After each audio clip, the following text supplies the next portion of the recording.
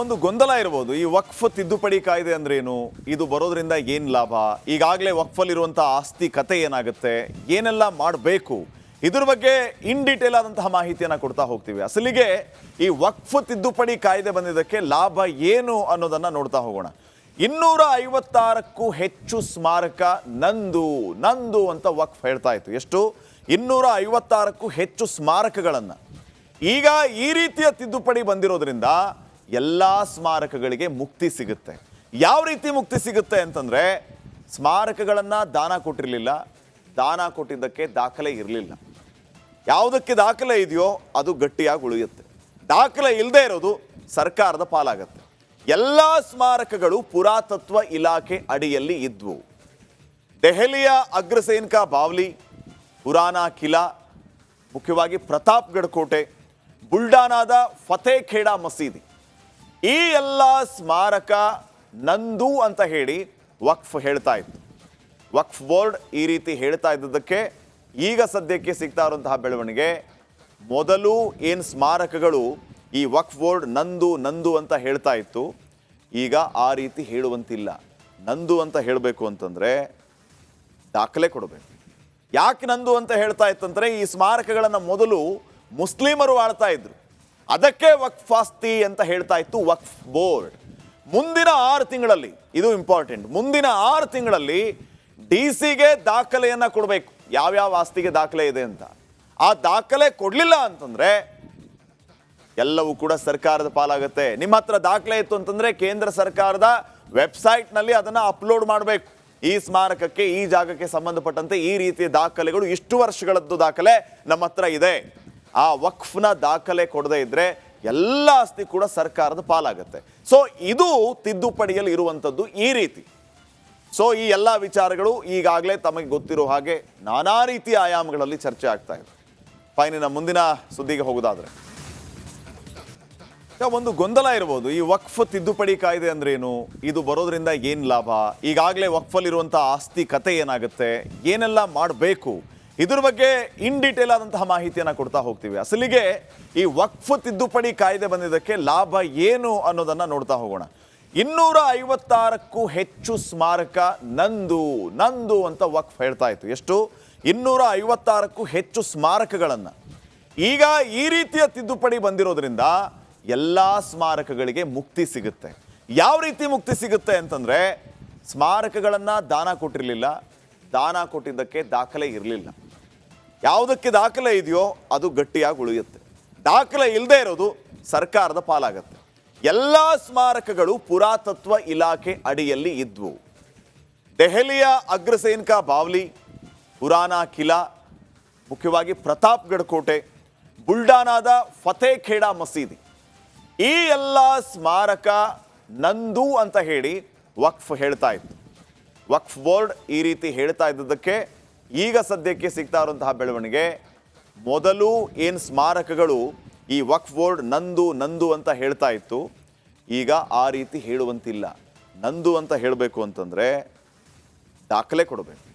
ಯಾಕೆ ನಂದು ಅಂತ ಹೇಳ್ತಾ ಇತ್ತಂದರೆ, ಈ ಸ್ಮಾರಕಗಳನ್ನು ಮೊದಲು ಮುಸ್ಲಿಮರು ಆಳ್ತಾ ಇದ್ರು, ಅದಕ್ಕೆ ವಕ್ಫ್ ಆಸ್ತಿ ಅಂತ ಹೇಳ್ತಾ ಇತ್ತು ವಕ್ಫ್ ಬೋರ್ಡ್. ಮುಂದಿನ 6 ತಿಂಗಳಲ್ಲಿ, ಇದು ಇಂಪಾರ್ಟೆಂಟ್, ಮುಂದಿನ 6 ತಿಂಗಳಲ್ಲಿ DC-ಗೆ ದಾಖಲೆಯನ್ನು ಕೊಡಬೇಕು, ಯಾವ್ಯಾವ ಆಸ್ತಿಗೆ ದಾಖಲೆ ಇದೆ ಅಂತ. ಆ ದಾಖಲೆ ಕೊಡಲಿಲ್ಲ ಅಂತಂದ್ರೆ ಎಲ್ಲವೂ ಕೂಡ ಸರ್ಕಾರದ ಪಾಲಾಗುತ್ತೆ. ನಿಮ್ಮ ಹತ್ರ ದಾಖಲೆ ಇತ್ತು ಅಂತಂದ್ರೆ ಕೇಂದ್ರ ಸರ್ಕಾರದ ವೆಬ್ಸೈಟ್ನಲ್ಲಿ ಅದನ್ನು ಅಪ್ಲೋಡ್ ಮಾಡಬೇಕು. ಈ ಸ್ಮಾರಕಕ್ಕೆ, ಈ ಜಾಗಕ್ಕೆ ಸಂಬಂಧಪಟ್ಟಂತೆ ಈ ರೀತಿಯ ದಾಖಲೆಗಳು, ಇಷ್ಟು ವರ್ಷಗಳದ್ದು ದಾಖಲೆ ನಮ್ಮ ಹತ್ರ ಇದೆ. ಆ ವಕ್ಫ್ನ ದಾಖಲೆ ಕೊಡದೇ ಇದ್ರೆ ಎಲ್ಲ ಆಸ್ತಿ ಕೂಡ ಸರ್ಕಾರದ ಪಾಲಾಗುತ್ತೆ. ಸೊ ಇದು ತಿದ್ದುಪಡಿಯಲ್ಲಿ ಇರುವಂಥದ್ದು ಈ ರೀತಿ. ಸೊ ಈ ಎಲ್ಲ ವಿಚಾರಗಳು ಈಗಾಗಲೇ ತಮಗೆ ಗೊತ್ತಿರೋ ಹಾಗೆ ನಾನಾ ರೀತಿಯ ಆಯಾಮಗಳಲ್ಲಿ ಚರ್ಚೆ ಆಗ್ತಾ ಇದೆ. ಫೈನಿನ ಮುಂದಿನ ಸುದ್ದಿಗೆ ಹೋಗೋದಾದ್ರೆ,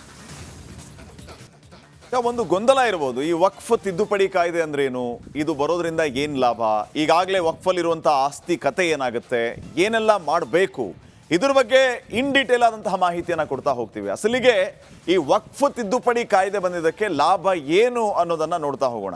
256ಕ್ಕೂ ಹೆಚ್ಚು ಸ್ಮಾರಕ ನಂದು ಅಂತ ವಕ್ಫ್ ಹೇಳ್ತಾ ಇತ್ತು. ಎಷ್ಟು? 256ಕ್ಕೂ ಹೆಚ್ಚು ಸ್ಮಾರಕಗಳನ್ನು. ಈಗ ಈ ರೀತಿಯ ತಿದ್ದುಪಡಿ ಬಂದಿರೋದ್ರಿಂದ ಎಲ್ಲ ಸ್ಮಾರಕಗಳಿಗೆ ಮುಕ್ತಿ ಸಿಗುತ್ತೆ. ಯಾವ ರೀತಿ ಮುಕ್ತಿ ಸಿಗುತ್ತೆ ಅಂತಂದರೆ, ಸ್ಮಾರಕಗಳನ್ನು ದಾನ ಕೊಟ್ಟಿರಲಿಲ್ಲ, ದಾನ ಕೊಟ್ಟಿದ್ದಕ್ಕೆ ದಾಖಲೆ ಇರಲಿಲ್ಲ. ಯಾವುದಕ್ಕೆ ದಾಖಲೆ ಇದೆಯೋ ಅದು ಗಟ್ಟಿಯಾಗಿ ಉಳಿಯುತ್ತೆ. ದಾಖಲೆ ಇಲ್ಲದೆ ಇರೋದು ಸರ್ಕಾರದ ಪಾಲಾಗತ್ತೆ. ಎಲ್ಲ ಸ್ಮಾರಕಗಳು ಪುರಾತತ್ವ ಇಲಾಖೆ ಅಡಿಯಲ್ಲಿ ಇದ್ವು.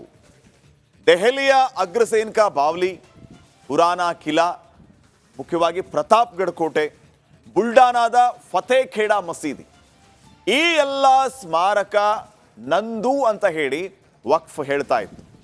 ವಕ್ಫ್ ಬೋರ್ಡ್ ಈ ರೀತಿ ಹೇಳ್ತಾ ಇದ್ದದಕ್ಕೆ ಈಗ ಸದ್ಯಕ್ಕೆ ಸಿಗ್ತಾ ಇರುವಂತಹ ಬೆಳವಣಿಗೆ, ಮೊದಲು ಏನು ಸ್ಮಾರಕಗಳು ಈ ವಕ್ಫ್ ಬೋರ್ಡ್ ನಂದು ನಂದು ಅಂತ ಹೇಳ್ತಾ ಇತ್ತು, ಈಗ ಆ ರೀತಿ ಹೇಳುವಂತಿಲ್ಲ. ನಂದು ಅಂತ ಹೇಳಬೇಕು ಅಂತಂದರೆ ದಾಖಲೆ ಕೊಡಬೇಕು. ಯಾಕೆ ನಂದು ಅಂತ ಹೇಳ್ತಾ ಇತ್ತಂದರೆ, ಈ ಸ್ಮಾರಕಗಳನ್ನು ಮೊದಲು ಮುಸ್ಲಿಮರು ಆಳ್ತಾ ಇದ್ರು, ಅದಕ್ಕೆ ವಕ್ಫ್ ಆಸ್ತಿ ಅಂತ ಹೇಳ್ತಾ ಇತ್ತು ವಕ್ಫ್ ಬೋರ್ಡ್. ಮುಂದಿನ 6 ತಿಂಗಳಲ್ಲಿ, ಇದು ಇಂಪಾರ್ಟೆಂಟ್, ಮುಂದಿನ 6 ತಿಂಗಳಲ್ಲಿ DC-ಗೆ ದಾಖಲೆಯನ್ನು ಕೊಡಬೇಕು, ಯಾವ್ಯಾವ ಆಸ್ತಿಗೆ ದಾಖಲೆ ಇದೆ ಅಂತ. ಆ ದಾಖಲೆ ಕೊಡಲಿಲ್ಲ ಅಂತಂದರೆ ಎಲ್ಲವೂ ಕೂಡ ಸರ್ಕಾರದ ಪಾಲಾಗುತ್ತೆ. ನಿಮ್ಮ ಹತ್ರ ದಾಖಲೆ ಇತ್ತು ಅಂತಂದರೆ ಕೇಂದ್ರ ಸರ್ಕಾರದ ವೆಬ್ಸೈಟ್ನಲ್ಲಿ ಅದನ್ನು ಅಪ್ಲೋಡ್ ಮಾಡಬೇಕು. ಈ ಸ್ಮಾರಕಕ್ಕೆ, ಈ ಜಾಗಕ್ಕೆ ಸಂಬಂಧಪಟ್ಟಂತೆ ಈ ರೀತಿಯ ದಾಖಲೆಗಳು, ಇಷ್ಟು ವರ್ಷಗಳದ್ದು ದಾಖಲೆ ನಮ್ಮ ಹತ್ರ ಇದೆ. ಆ ವಕ್ಫ್ನ ದಾಖಲೆ ಕೊಡದೇ ಇದ್ದರೆ ಎಲ್ಲ ಆಸ್ತಿ ಕೂಡ ಸರ್ಕಾರದ ಪಾಲಾಗುತ್ತೆ. ಸೊ ಇದು ತಿದ್ದುಪಡಿಯಲ್ಲಿ ಇರುವಂಥದ್ದು ಈ ರೀತಿ. ಸೊ ಈ ಎಲ್ಲ ವಿಚಾರಗಳು ಈಗಾಗಲೇ ತಮಗೆ ಗೊತ್ತಿರೋ ಹಾಗೆ ನಾನಾ ರೀತಿಯ ಆಯಾಮಗಳಲ್ಲಿ ಚರ್ಚೆ ಆಗ್ತಾ ಇದೆ. ಫೈನಿನ ಮುಂದಿನ ಸುದ್ದಿಗೆ ಹೋಗೋದಾದ್ರೆ, ಒಂದು ಗೊಂದಲ ಇರ್ಬೋದು, ಈ ವಕ್ಫ್ ತಿದ್ದುಪಡಿ ಕಾಯ್ದೆ ಅಂದ್ರೇನು, ಇದು ಬರೋದ್ರಿಂದ ಏನು ಲಾಭ, ಈಗಾಗಲೇ ವಕ್ಫಲ್ಲಿರುವಂಥ ಆಸ್ತಿ ಕತೆ ಏನಾಗುತ್ತೆ, ಏನೆಲ್ಲ ಮಾಡಬೇಕು, ಇದ್ರ ಬಗ್ಗೆ ಇನ್ ಡೀಟೇಲ್ ಆದಂತಹ ಮಾಹಿತಿಯನ್ನು ಕೊಡ್ತಾ ಹೋಗ್ತೀವಿ. ಅಸಲಿಗೆ ಈ ವಕ್ಫ್ ತಿದ್ದುಪಡಿ ಕಾಯ್ದೆ ಬಂದಿದ್ದಕ್ಕೆ ಲಾಭ ಏನು ಅನ್ನೋದನ್ನು ನೋಡ್ತಾ ಹೋಗೋಣ. 256ಕ್ಕೂ ಹೆಚ್ಚು ಸ್ಮಾರಕ ನಂದು ನಂದು ಅಂತ ವಕ್ಫ್ ಹೇಳ್ತಾ ಇತ್ತು. ಎಷ್ಟು? 256ಕ್ಕೂ ಹೆಚ್ಚು ಸ್ಮಾರಕಗಳನ್ನು. ಈಗ ಈ ರೀತಿಯ ತಿದ್ದುಪಡಿ ಬಂದಿರೋದ್ರಿಂದ ಎಲ್ಲ ಸ್ಮಾರಕಗಳಿಗೆ ಮುಕ್ತಿ ಸಿಗುತ್ತೆ. ಯಾವ ರೀತಿ ಮುಕ್ತಿ ಸಿಗುತ್ತೆ ಅಂತಂದರೆ, ಸ್ಮಾರಕಗಳನ್ನು ದಾನ ಕೊಟ್ಟಿರಲಿಲ್ಲ, ದಾನ ಕೊಟ್ಟಿದ್ದಕ್ಕೆ ದಾಖಲೆ ಇರಲಿಲ್ಲ. ಯಾವುದಕ್ಕೆ ದಾಖಲೆ ಇದೆಯೋ ಅದು ಗಟ್ಟಿಯಾಗಿ ಉಳಿಯುತ್ತೆ. ದಾಖಲೆ ಇಲ್ಲದೆ ಇರೋದು ಸರ್ಕಾರದ ಪಾಲಾಗತ್ತೆ. ಎಲ್ಲ ಸ್ಮಾರಕಗಳು ಪುರಾತತ್ವ ಇಲಾಖೆ ಅಡಿಯಲ್ಲಿ ಇದ್ವು. ದೆಹಲಿಯ ಅಗ್ರಸೇನ್ಕಾ ಬಾವ್ಲಿ, ಪುರಾನಾ ಕಿಲಾ, ಮುಖ್ಯವಾಗಿ ಪ್ರತಾಪ್ಗಢ ಕೋಟೆ, ಬುಲ್ಡಾನಾದ ಫತೇಖೇಡಾ ಮಸೀದಿ, ಈ ಎಲ್ಲ ಸ್ಮಾರಕ ನಂದು ಅಂತ ಹೇಳಿ ವಕ್ಫ್ ಹೇಳ್ತಾ ಇತ್ತು. ವಕ್ಫ್ ಬೋರ್ಡ್ ಈ ರೀತಿ ಹೇಳ್ತಾ ಇದ್ದದಕ್ಕೆ ಈಗ ಸದ್ಯಕ್ಕೆ ಸಿಗ್ತಾ ಇರುವಂತಹ ಬೆಳವಣಿಗೆ, ಮೊದಲು ಏನು ಸ್ಮಾರಕಗಳು ಈ ವಕ್ಫ್ ಬೋರ್ಡ್ ನಂದು ನಂದು ಅಂತ ಹೇಳ್ತಾ ಇತ್ತು, ಈಗ ಆ ರೀತಿ ಹೇಳುವಂತಿಲ್ಲ. ನಂದು ಅಂತ ಹೇಳಬೇಕು ಅಂತಂದರೆ ದಾಖಲೆ ಕೊಡಬೇಕು. ಯಾಕೆ ನಂದು ಅಂತ ಹೇಳ್ತಾ ಇತ್ತಂದರೆ, ಈ ಸ್ಮಾರಕಗಳನ್ನು ಮೊದಲು ಮುಸ್ಲಿಮರು ಆಳ್ತಾ ಇದ್ರು, ಅದಕ್ಕೆ